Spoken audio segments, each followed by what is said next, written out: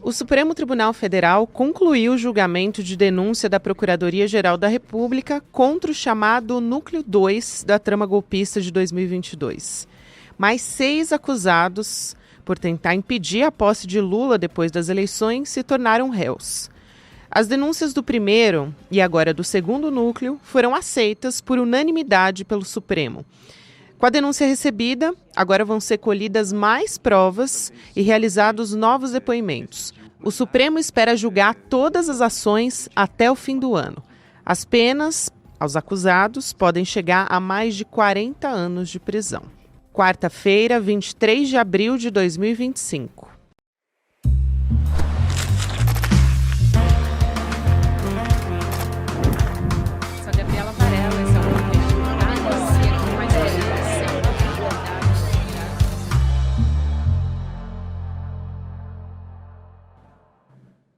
Olá, seja muito bem-vindo, seja muito bem-vinda. Eu sou a Gabriela Varela e esse é o Videocast em Detalhes.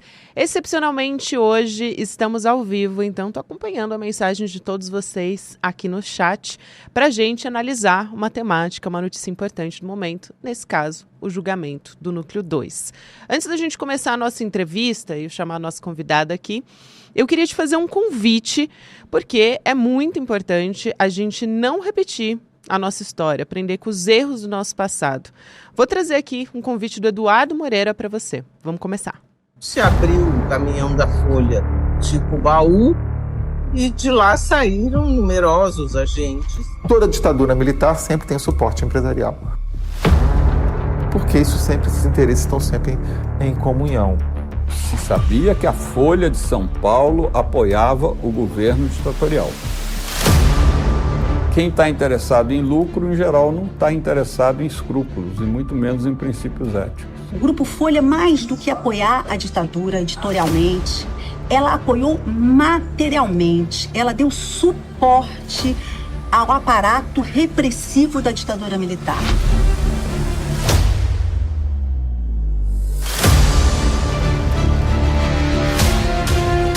Era um jornal do doicode. Ninguém contou eles. Falavam ali pela linha editorial, pelo jeito como eles tratavam as notícias referentes à repressão política. O pessoal da polícia chegava e punha o revólver em cima da mesa.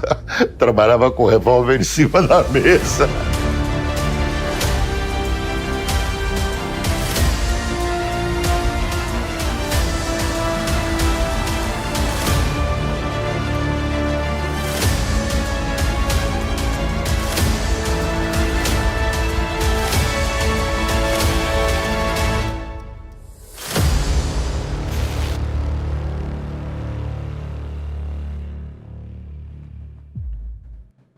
Reforçando aqui que o primeiro episódio dessa série documental, Folha Corrida, vai ser exibido com exclusividade aqui no ICL dia 27 de abril, que é no próximo domingo, 8 horas da noite. Então você pode garantir o seu ingresso em detalhesicl.com.br.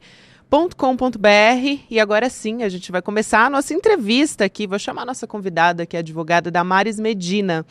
Doutora, obrigada por aceitar nosso convite. Seja muito bem-vinda. Bom dia. Olá, Gabi, bom dia a todos que nos assistem. Eu vou começar com uma pergunta bastante objetiva. A gente chegou ao total de 14 réus agora, incluindo o próprio Jair Bolsonaro, né, o ex-presidente nessa trama golpista. Então, levando em consideração essas duas levas que já foram julgadas, a gente teve o julgamento do Núcleo 1, do Núcleo 2, e a gente teve uma decisão por unanimidade na primeira turma. A gente pode esperar uma tendência, um Núcleo 3, os próximos núcleos que ainda vêm por aí, a gente pode ter esse mesmo resultado de 5-0? Podemos, Gabi, é uma observação muito importante, porque espera-se que o mesmo órgão decisório adote, né, a mesma orientação. Então, seria muito ruim que num julgamento seriado, do mesmo ilícito, dos mesmos tipos penais, num futuro núcleo, essa composição unânime se desfizesse. Então, numa perspectiva institucional, até da segurança jurídica, né, nós não vamos ter aí um intervalo muito grande entre o julgamento entre os núcleos, a composição da turma será a mesma, não vai mudar, então tudo indica que o entendimento será mantido. Interessante isso, porque também pensar na diferença do julgamento do núcleo 2 para o primeiro núcleo, que tinham mais dispositivos ali a ser analisados, né, doutora? Então, diferentemente do que aconteceu no julgamento do núcleo principal, que acabou durando ali 2 dias, a gente teve um debate mais curto ontem entre os ministros sobre os termos dessas acusações. Então, depois do Alexandre de Moraes, o ministro, concluir o voto durante a tarde, os demais ministros, magistrados foram muito rápidos. Teve voto ali que durou 2 minutos, o do Luiz Fux até menos, né? Acho que durou 2 segundos. Eu estava ali ao vivo aqui no ICL, acho que eu dei uma piscada, estava tomando um café, perdi o voto do ministro Luiz Fux. Foi muito rápido. Então, a gente pode esperar que isso aconteça no próximo também, porque já tiveram várias definições que aconteceram já no primeiro julgamento. É interessante nós analisarmos a arquitetura da denúncia oferecida pela PGR. Primeiro, nós tivemos um Supremo Tribunal Federal que julgou os praticantes dos ilícitos, aqueles que invadiram a sede dos 3 poderes, que foi a ponta do iceberg que se desenrolou nas investigações posteriores e que foram reunidos nessa arquitetura de uma denúncia fatiada pela PGR. Então, esse comportamento do julgamento de ontem, que foi tão rápido, tão célere, ele obedece a essa lógica hierarquizada. Como o Supremo optou e a PGR escolheu denunciar primeiro o núcleo duro, que são os idealizadores, os organizadores políticos do golpe, esse é o vértice que vai ser seguido para os demais núcleos. E se a gente analisar os 5 núcleos da denúncia, nós vemos uma perda da densificação, da materialidade na participação do golpe. Então, o núcleo 1, 2, 3, 4, até o 5, nós vemos desde o ex-presidente Jair Bolsonaro, que é o cabeça de todo o plano, no núcleo 2, já aqueles operacionais e de planejamento, no núcleo 3, aí nós vamos tendo uma perda de densificação das condutas e, por isso, a celeridade do julgamento, porque o Supremo, a PGR, o Procurador-Geral da República, optou por começar pelo cabeça, pelo núcleo duro, que ofereceu mais desafios, mais resistência e uma responsabilidade maior. Nós podemos esperar também a combinação de penas mais severas para o núcleo 1, e a partir dos núcleos 2, 3, 4 e 5, nós vimos, no último está estimuladores religiosos, fake news. No núcleo 4, nós temos outros que tiveram uma participação indireta. Então, há esse escalonamento de acordo com a responsabilidade e participação direta nas tramas e no golpe institucional que nós sofremos, tentamos, na tentativa de golpe do dia 8 de janeiro. Doutora Damares, estou acompanhando aqui os comentários no nosso chat enquanto o programa está ao vivo. A @MHSchweitzer pergunta aqui: a gente deve ter os vereditos até o final do ano ou estão deixando a gente sonhar? Eu vou até complementar aqui a pergunta dela, né? Porque o Supremo mesmo diz que está esperando julgar as ações até o final do ano. A própria imprensa tem falado muito a respeito disso, não passar do segundo semestre, porque depois a gente entra num ano de eleições, né? O que poderia atrasar essa previsão, eventualmente? Na verdade, eu acredito, como analista do Supremo há mais de 27 anos, nós vemos hoje uma corte muito coesa, muito unida, mesmo com os votos divergentes do ministro André Mendonça, Nunes Marques. Nós temos um julgamento na primeira turma. Tivemos, por exemplo, no mês passado, o primeiro voto per curiam do Supremo Tribunal Federal. O que significa esse voto per curiam? Significa que a Corte se reuniu previamente, deliberou e chegou a uma posição final, que é uma posição da Corte. Então, nós vemos um tribunal que, em que pese votos divergentes, está caminhando unida em direção ao mesmo resultado, que é a condenação dos atos golpistas do 8 de janeiro. Por que isso é relevante? Porque espera-se, o Supremo já sinalizou que pretende terminar o julgamento até o final do ano, mas no Supremo Tribunal Federal, cada ministro tem prerrogativas de pedir vista do processo.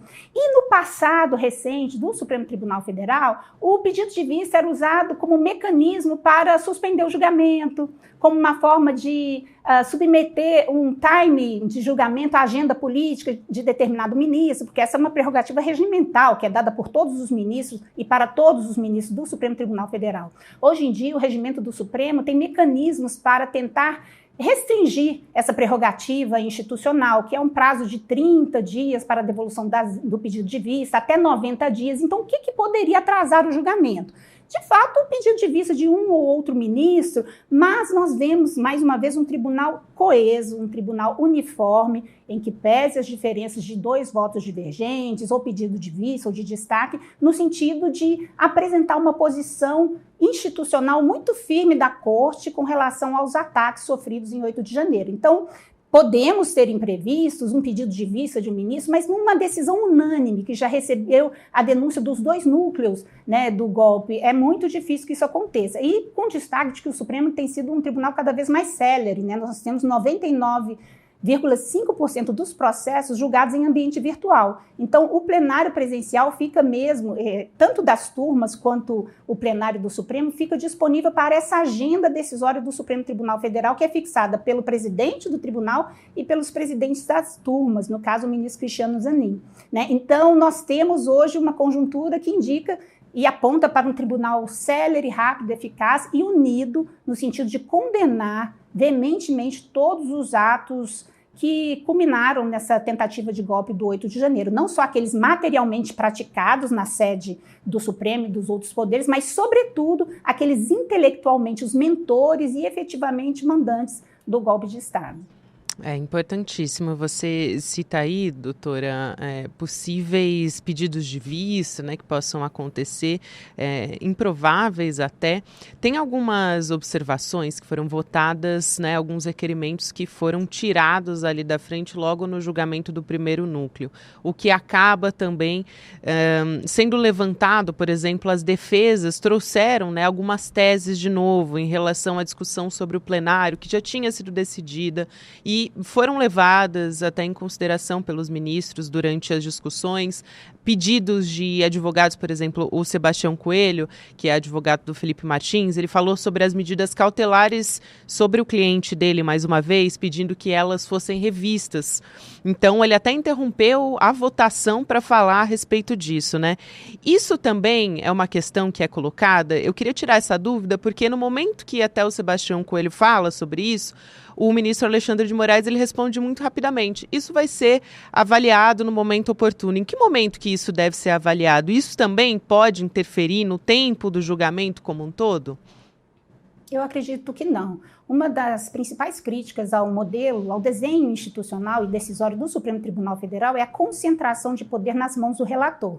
Quando o ministro Alexandre de Moraes responde que os pedidos, os requerimentos serão apreciados a tempo, ele quer dizer que monocraticamente ele vai decidir se vai flexibilizar ou não, ampliar alguma medida que foi restritiva. E é interessante, Gabi, porque esse dado dialoga com a decisão inédita do Supremo Tribunal Federal de ontem de recolher os celulares e lacrar os celulares de todos os participantes da sessão de julgamento na primeira turma, tanto advogados quanto jornalistas, que é uma decisão bastante severa no sentido de tentar minimizar a instrumentalização política desse julgamento, né? Nós temos essa dualidade de um julgamento que é público, foi transmitido ao vivo pela TV Justiça, mas ao mesmo tempo quem esteve presente não pôde capturar suas próprias filmagens. Então, os requerimentos não têm o poder de atrasar o curso do processo, porque, primeiro, eles são apreciados monocraticamente pelo relator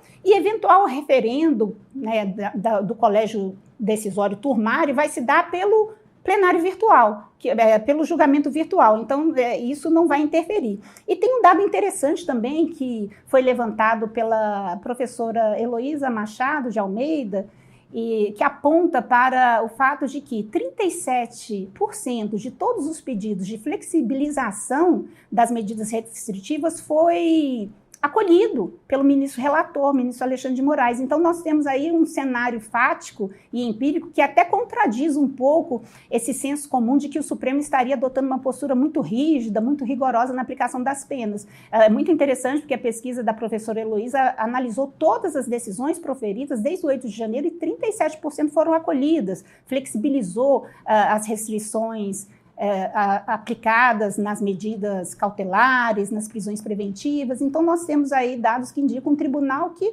não está sendo aí tão rigoroso como se quer parecer no senso comum e é divulgado em algumas mídias não institucionais.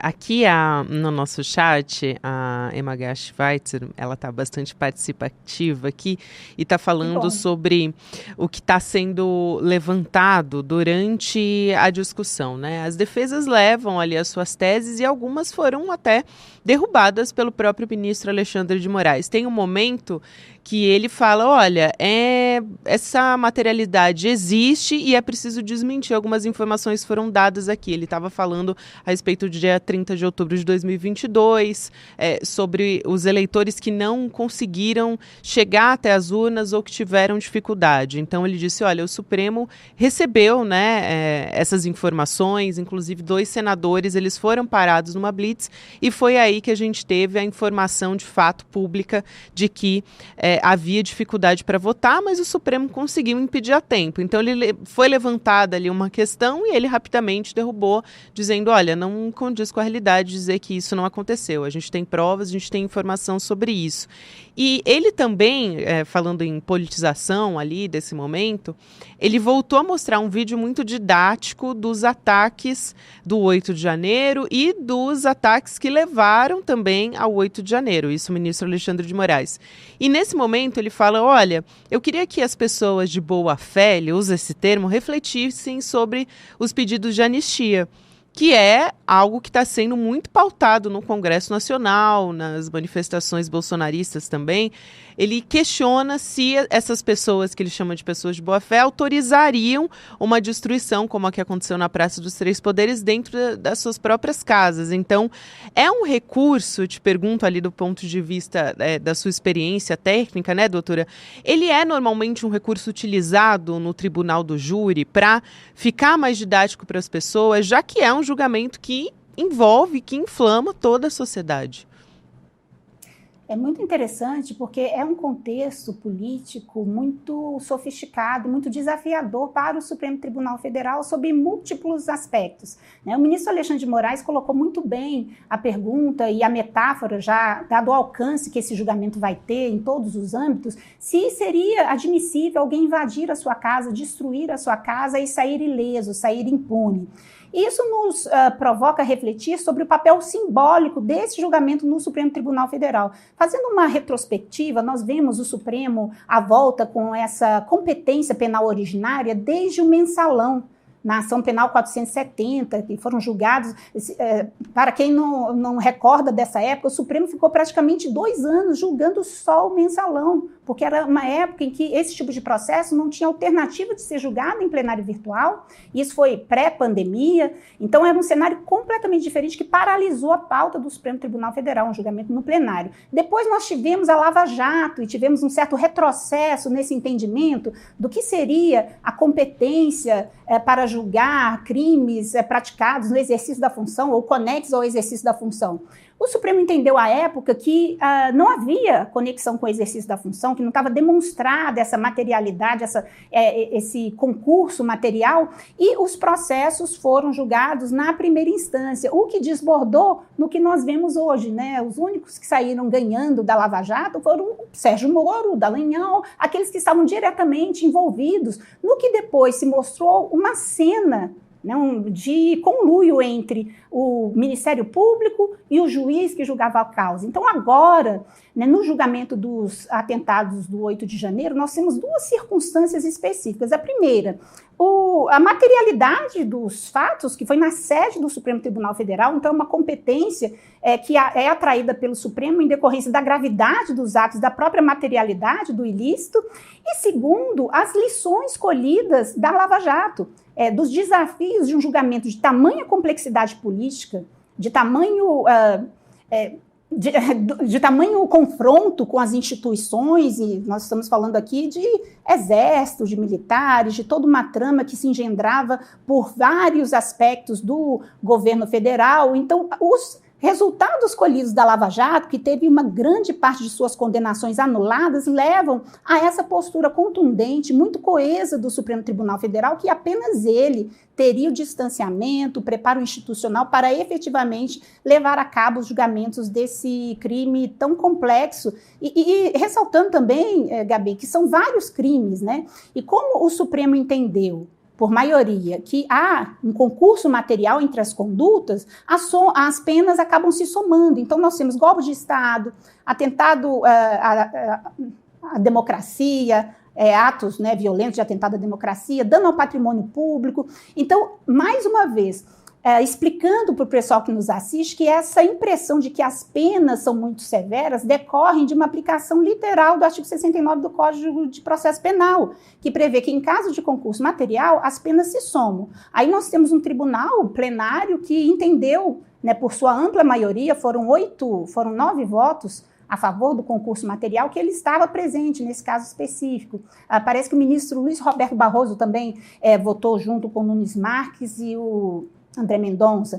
Então, são circunstâncias que decorrem da aplicação literal da lei, que determina o somatório das penas, que acaba dando uma dosimetria muito alta, mas temos um tribunal que, de acordo com o desenho constitucional, é o competente, o único a julgar esses crimes cometidos desde o dia 8 de janeiro, que depois se mostraram antecedentes, uma prática que envolvia assim, tramas fortíssimas, até de assassinato, e agora a gente adentra ao recebimento das denúncias do núcleo mandante, né? E outra questão interessante para a gente refletir, né? Se as penas cominadas aos executores, né, aos praticantes dos atos do dia 8 de janeiro variaram de 12 a 14 anos, esperamos que o núcleo pensante, o núcleo político de articulação institucional, de apoio, seja condenado ainda com maior vigor, que é efetivamente quem estava por trás de todo esse engendramento. Ainda que se possa dizer que houve no dia 8 de janeiro um sentimento de manada, né, pessoas que estavam ali sem fazer nada, o que é altamente questionável, no caso do julgamento dessas denúncias e do recebimento desses núcleos todos, esse discurso já não vai mais ser oponível ao julgamento do Supremo Tribunal Federal. É interessante, doutora, que você traz aqui a discussão a respeito da dosimetria da pena e fala sobre os mandantes, né, sobre o núcleo pensante, que de fato é gravíssimo. A gente consegue mensurar quanto tempo de pena, a gente consegue mensurar quanto tempo de pena esse núcleo pensante, essas pessoas que estão ali no núcleo principal podem chegar a pegar. E lembrando só, eu sempre ressalto isso, que a gente teve centenas de pessoas que participaram ali dos atos na Praça dos Três Poderes, né, de ataques que tiveram um acordo feito com a justiça também, né? 22%. Que é um dado, assim, super relevante. 22% de todas as denúncias acabaram de acordo de não persecução penal. Então, mais uma vez, essa visão de que o Supremo está sendo muito rigoroso e tal, ela não se sustenta pelos dados empíricos da Corte e do Tribunal.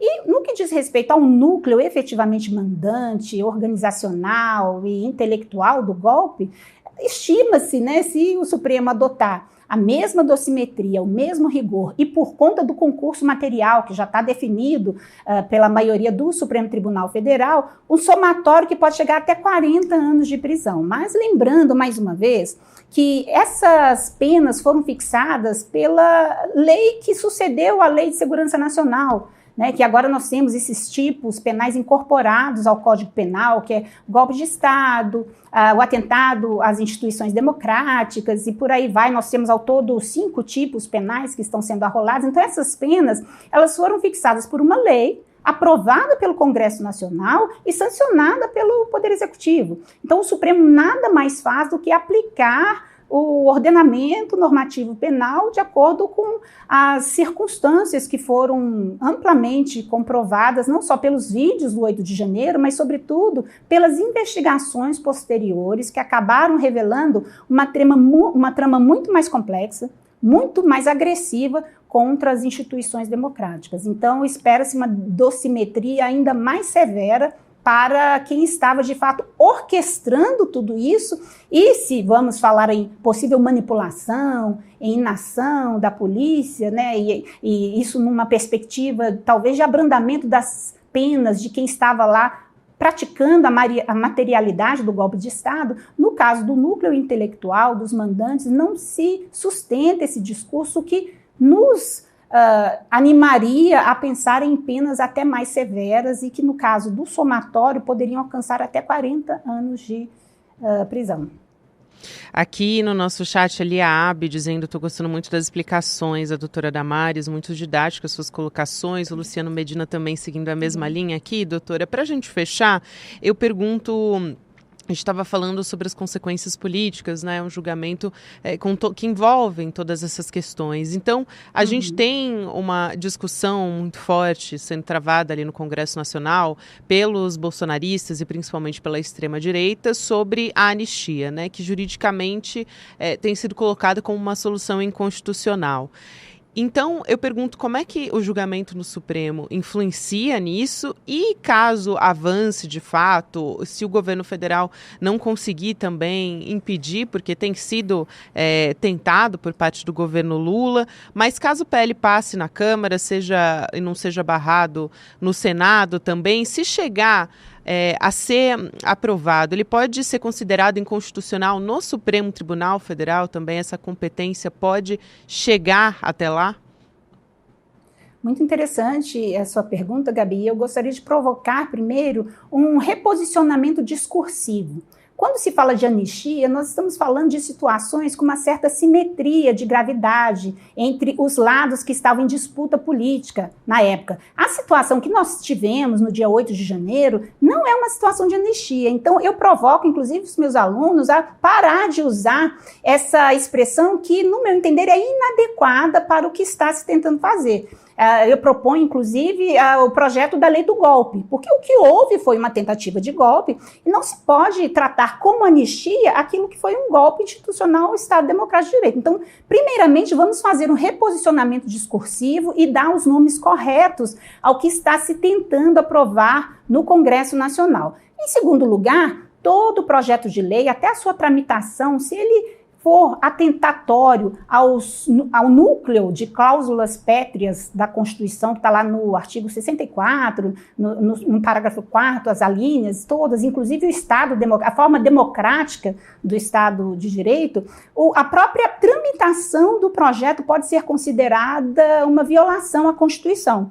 Então, mesmo durante a sua tramitação e até depois da sua aprovação de um projeto que pretenderia tornar sem efeitos as tentativas de golpe, seus sucessivos encadeamentos, ele seria necessariamente apreciado pelo Supremo Tribunal Federal, e tudo indica que, numa perspectiva de um tribunal que não mudou de composição, que tem a competência constitucional para fazer o controle de constitucionalidade de uma lei, até muito mais do que uma competência penal originária, né, que expõe o tribunal a essas tensões políticas todas, o que acaba contribuindo para uma instabilidade institucional do Supremo. Então, a gente sempre vê do lado, né, crítico, mas é uma responsabilidade muito grande que traz consigo um ônus muito grande. Então, no caso de aprovação do projeto de lei de golpe, tentando tornar sem efeitos todos esses atos atentatórios ao Estado Democrático de Direito, com certeza ele seria submetido ao Supremo Tribunal Federal, que, na linha das condenações que já aplicou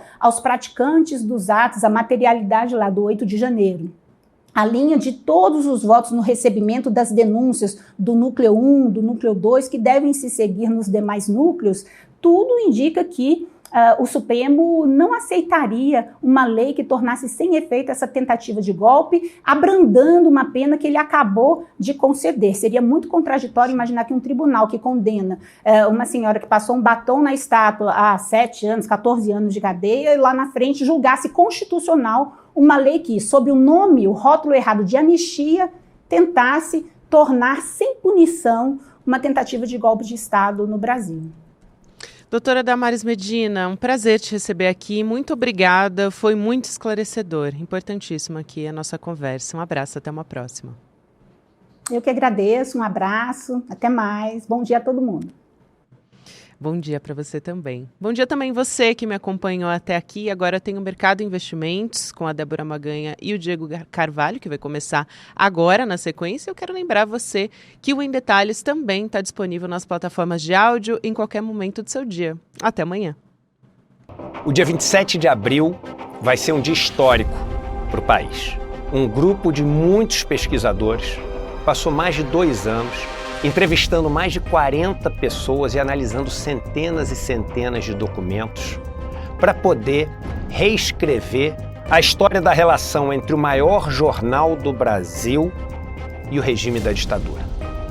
Essa pesquisa deu origem a uma série documental feita por um dos mais premiados diretores do Brasil, Chaim Litevski, chamado Folha Corrida. A relação entre a Folha de São Paulo e o regime da ditadura. Uma série documental que ninguém poderia exibir, a não ser um grupo como o ICL, que tem total independência e muita coragem.